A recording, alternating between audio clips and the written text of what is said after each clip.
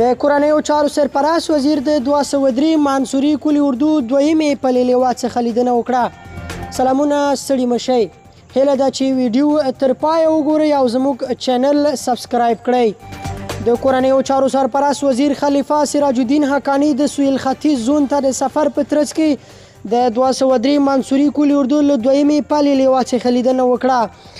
د کورنیو چارو سرپرست وزیر خلیفه سراج الدین حقانی په خپلو خبرو کې ویل د افغانانو د وحدت وخت دی. مجاهدین باید فاصلې ختمې کړي. د هیواد له ازادۍ وروسته د آبادۍ هوډ پیاوړی شوی دی. موږ به د خدای او ولس په مرسته په دې هدف کې هم بري ته رسیږو.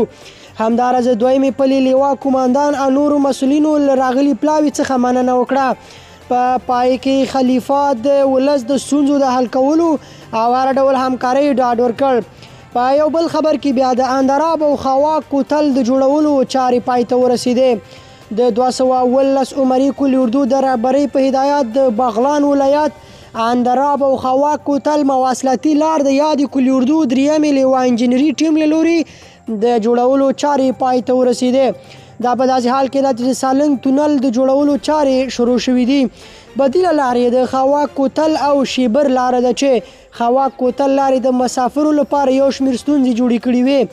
د 219 عمري کلي اردو د رهبرۍ په لارښوونه یاد کوتل د درېیمې پالې حضرت زید ابن حارثه رضی الله عنه لیوا انجینري ټیم له لوري د جوړولو چارې پیل شوي وي پای ته ورسېدې.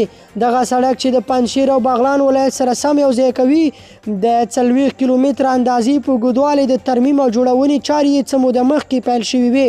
کاري چارې بشپړې او ګټې اخیستنې ته وسپارل شو.